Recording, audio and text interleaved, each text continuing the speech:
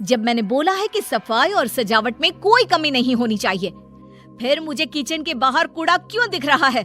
क्या एक सीधी बात समझना इतना मुश्किल है? निठल्ले लोग, एक दिन मेरा रेस्टोरेंट बंद कराकर ही मानेंगे।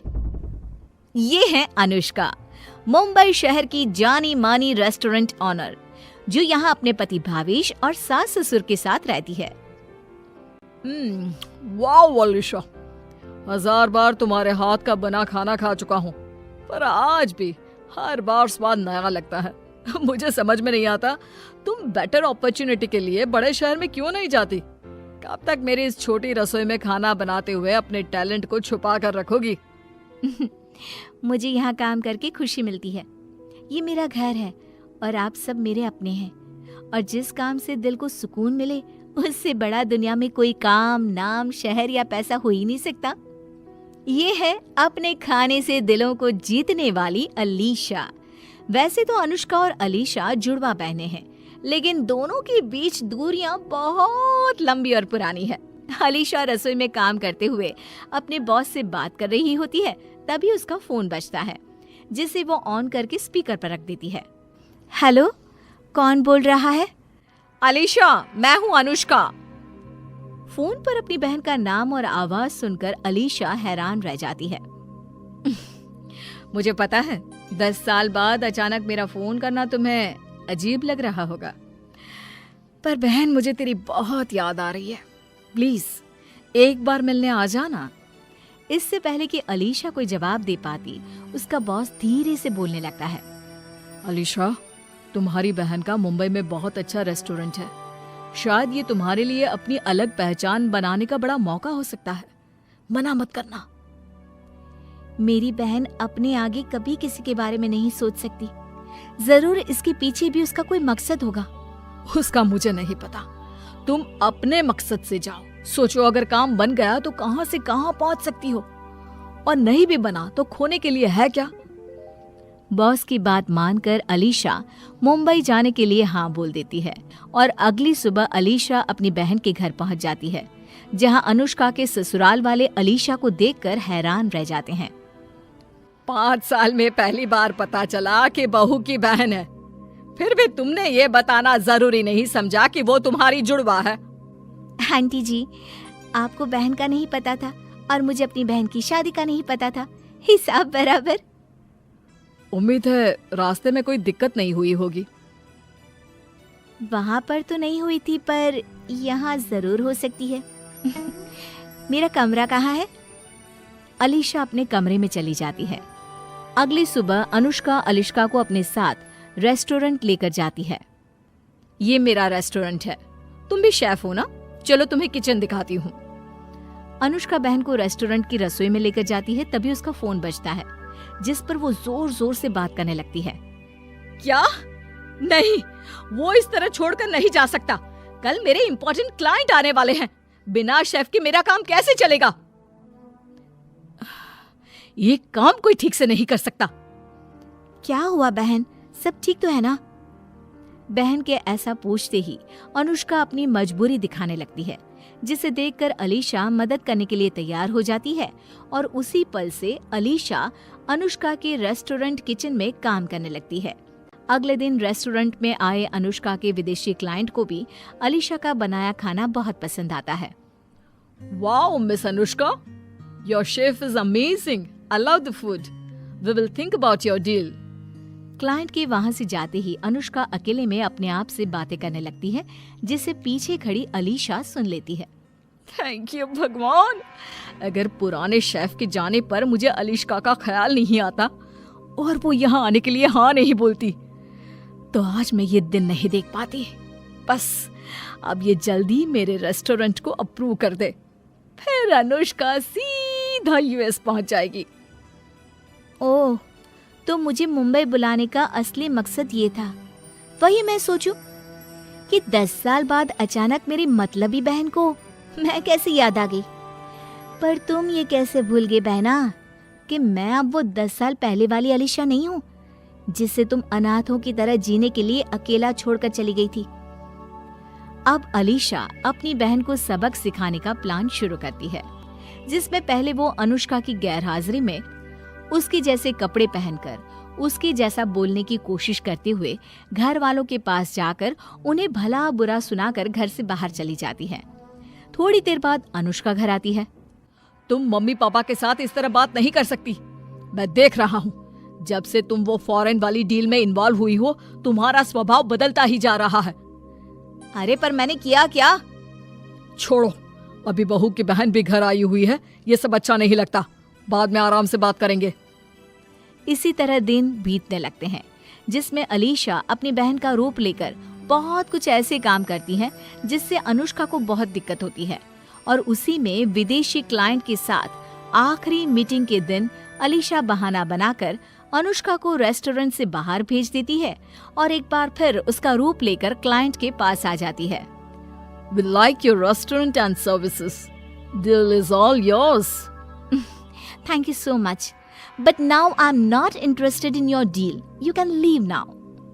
क्लाइंट की नजरों में ये सब अनुष्का बोल रही होती है, जिसे अपनी बेइज्जती मानकर वो वहां से चले जाते हैं। लेकिन इस बार अलीशा को ये सब करते हुए अनुष्का देख लेती है। दोनों बहनें घर वापस आती है। अनुष्का पूरे परिवार को एक जगह इकट्ठा कर लेती है। अब आप सबको ये जानना था ना कि इतने दिनों से मैं अजीब बर्ताव क्यों कर रही हूँ। वो सब इसलिए क्योंकि वो मैं नहीं, अलीशा थी। मानना पड़ेगा अलीशा, जुड़वा होने का खूब फायदा उठाया तुमने। अब तुमने ये डील भी तोड़ दी, मेरे परिवार में कड़वाहट भी घोल दी। और क्या चाहिए तुम्हें? बस इतने में डर गई।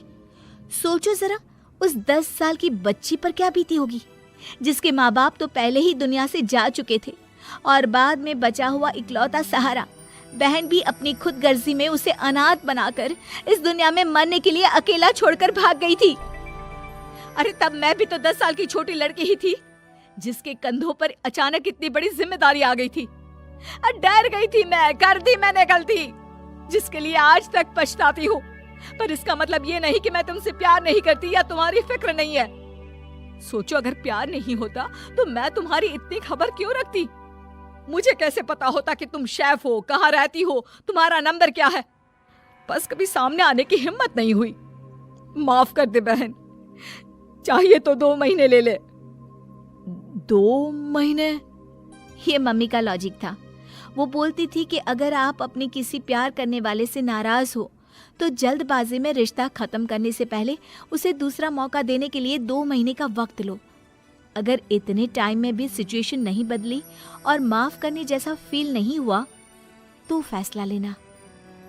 अलीशा 2 महीने का टाइम लेकर अपने शहर वापस आ जाती है, जिसके 2 महीने बाद आखिरकार दोनों बहनें दिल से एक दूसरे को हर गलती के लिए माफ कर साथ आ जाती हैं और मिलकर रेस्टोरेंट चलाने लगती हैं। बस भाई बस, गाड़ी रोक दो, मेरे साले का घर आ गया।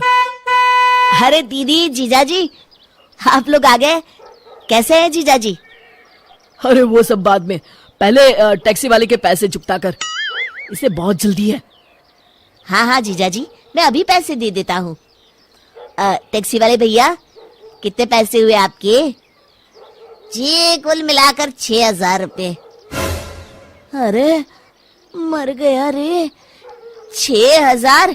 भाई टैक्सी का किराया मांग रहे हो या हवाई जहाज का? अरे जीजाजी, ये क्या है? टैक्सी वाला 6,000 रुपए मांग रहा है। अब क्या बताऊं साले साहब, ट्रेन में सफर करने में आजकल मजा नहीं आता, इसलिए मैं टैक्सी बुक करके ही आ गया। अरे भाग्यवान, तुम बच्चों के साथ सामान लेकर अंदर चलो। क्या भाई, ये तो बहुत ज्यादा है, कुछ कम नहीं हो सकता क्या? ये सब तो आपके जीजाजी को टैक्सी बुक करने से पहले सोचना चाहिए था। एक शहर से दूसरे शहर टैक्सी लेकर जाओगे तो इतने तो पैसे लगेंगे ना। मेरे पास समय नहीं है, जल्दी मेरे पैसे दो। ठीक है, देता हूँ। मनोज मजबूर होकर टैक्सी वाले को पैसे दे देता है। फिर शाम को जब सब लोग खाना खा के उठते हैं, जीजाजी, ये आपका कमरा है। ओह, ये कमरा कुछ ठीक नहीं है। वो कमरा किसका है? वो मेरा कमरा है। हाँ, वो कमरा ठीक है। चलो बच्चों, हम वहां सोएंगे। अगली सुबह, अरे मालती, मेरी कार कहाँ चली गई? आपकी कार सुबह सुबह जीजा जी बाहर घूमने के लिए लेकर चले गए। अरे जीजा जी बिना बस में भी तो जा सकते थे, अब मैं ऑफिस कैसे जाऊंगा? तभी वहां मनोज की दीदी रेणुका आ जाती है। अच्छा, तो अब तू अपने जीजा जी को बस में भेजेगा? अरे तू खुद बस में क्यों नहीं चला जाता? अरे लेकिन दीदी। देख मनोज, अगर तू इस तरह की छोटी छोटी बातों पर मुंह फुलाएगा ना तो हम आज यहाँ से चले जाएंगे। हाँ। अरे दीदी, आप तो बुरा मान गई, मैं तो मजाक कर रहा था। मनोज मन मार कर बस में बैठकर ऑफिस चला जाता है। फिर रोज किसी न किसी बहाने मनोज के जीजा जी उसकी कार लेकर चले जाते थे। उधर दूसरी तरफ रेणुका और उसके बच्चे पूरा दिन मालती से खाने के लिए तरह तरह की चीजें बनवाते थे। अरे मालती, मेरा दोस्त बिल्लू आया है, आज इसके लिए बढ़िया बढ़िया खाना बनाना। जी जीजा जी। कुछ दिनों के बाद, हाय रे मेरे कंधे, मर गया रे, रोज रोज बस में लटक के ऑफिस जाना अब मेरे बस की बात नहीं है। दर्द के मारे मेरा पूरा शरीर टूट रहा है। मालती, जरा मेरे कंधे तो दबा दो। अरे सारा दिन रसोई घर में खड़े खड़े और घर की साफ सफाई करने के बाद तो मेरे हाथ पैरों ने जवाब दे दिया है। अब तो मुझसे एक मक्खी भी नहीं मारी जाएगी। इस तरह रोज शाम तक दोनों बेहाल हो जाते हैं। फिर एक दिन, अरे भाई मनोज, मेरी दुकान पर तुम्हारे जीजा जी के पूरे 10,000 रुपए की उधारी हो गई है। भाई मैंने तो तुम्हारा मुंह देखकर उन्हें उधार दिया था, अब मेरे पैसे दे दो, मुझे बहुत जरूरी काम है। क्या? अरे मर गया रे, 10,000 की उधारी। फिर मनोज मन मारकर अपने जीजा जी की उधारी चुकता करता है। मालती, अब तो हद हो गई, अगर जीजा जी यहाँ और कुछ दिन रुके तो हम सड़क पर आ जाएंगे। आप सही कहते हैं जी, ये लोग इतनी आसानी से यहाँ से जाने वाले नहीं हैं, हमें दूसरा रास्ता अपनाना पड़ेगा। अगले दिन, अरे जीजा जी, आज आप घर पर ही हैं? ये लीजिए मेरी कार की चाबी, जाइए जाइए बच्चों को लेकर कहीं घूम आइए। अरे आज तो कमाल हो गया, ये खुद कार की चाबी मुझे दे रहा है। गजोधर कार लेकर चला जाता है, लेकिन आधे रास्ते में ही कार बंद पड़ जाती है। अरे ये क्या हो गया इस कार को? ये तो पूरा सुनसान इलाका है, यहाँ तो दूर दूर तक कोई नजर नहीं आ रहा। अरे मर गया, अब क्या करूं? फिर गजोधर किसी तरह घर पहुंचता है। मनोज, ये तुम्हारी कार की चाबी, आज के बाद मैं इसे हाथ नहीं लगाऊंगा। हाँ। अगली सुबह, हाँ भाई मनोज, मालती कहाँ है? अभी तक नाश्ता नहीं लाई। अरे जीजा जी, कल रात मालती गिर गई थी, तब से मालती को कुछ भी दिखाई नहीं दे रहा, मैंने डॉक्टर भी बुलाया है। तभी वहां डॉक्टर साहब आते हैं और मालती की आंखों की जांच करने लगते हैं। हाँ भाई डॉक्टर, क्या बीमारी है, कुछ पता चला? मनोज, ये आदमी कौन है जो इतनी बदतमीजी से बात कर रहा है? डॉक्टर साहब, ये मेरे जीजा जी हैं। ओ जीजा जी, अरे माफ करना, आपका तो बोलना बनता है जी। देखिए, सर पे भारी चोट लगने की वजह से इनकी आंखों की रोशनी पूरी तरह जा चुकी है, अब ये कभी नहीं देख पाएंगी। अच्छा, अब चलता हूँ मैं। फिर अगले दिन से घर का सारा काम रेणुका को करना पड़ता है। उधर मनोज की कार खराब होने की वजह से जीजाजी भी कहीं घूमने नहीं जा पाते। दूसरी तरफ मनोज घर की बिजली भी कटवा देता है। क्यों भाई मनोज, हमारे घर की बिजली को क्या हुआ? दूसरों के घरों में तो बत्तियां जल रही हैं। जीजाजी, वो मैंने कई महीनों से बिजली का बिल नहीं भरा है ना। अरे तो जाकर पहले बिजली का बिल भरो। अरे जीजाजी, हजारों रुपए भरने पड़ेंगे। मेरे पास अभी इतने पैसे हैं नहीं, अब तो इसी तरह गुजारा करना पड़ेगा जी। इस तरह गजोदर और रेणुका का उस घर में जीना मुश्किल हो जाता है। हाय मेरी कमर, इतने लोगों का खाना बना बनाकर मेरी तो हालत खराब हो गई। ये बच्चे सारा दिन बुआ ये बना दो, बुआ वो बना दो कहकर मेरी जान खाते रहते हैं, ऊपर से बिजली भी नहीं है। तुम सही कहती हो, सारी रात गर्मी में मच्छर काटते रहते हैं, ऊपर से मनोज की कार भी खराब है। अब यहाँ रहने में कोई मजा नहीं है।